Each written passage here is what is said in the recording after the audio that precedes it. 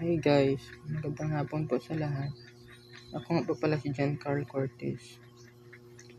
Tatagalogin ko na lang po para maintindihan niyo. First time ko po gumawa ng vlog. Sa katunayan nga po, nahihiya po ako eh. Kaso, gusto ko rin naman tumulong sa mga magulang ko. Ang mama ko kasi, nagtatrabaho lang sa taniman ng tubo. Yung papa ko naman po ay sinasama ng kanyang kaibigan na gumawa ng bahay na hindi naman kalakihan ang kanilang sahod. Kulang pa nga sa pang-allowance ng kapatid ko. Nag-aaral po siya kasi ngayon sa kolehiyo, second year college na po siya.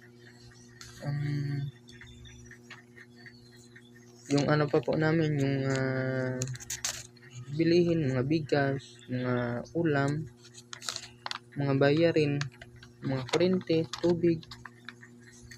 Kaya please support me po.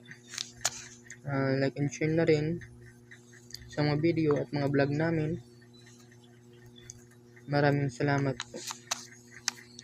Kahapon pala guys, video okay pa kami ng kapatid ko. Ito po yun guys, sana magustuhan nyo, sana po panoorin nyo.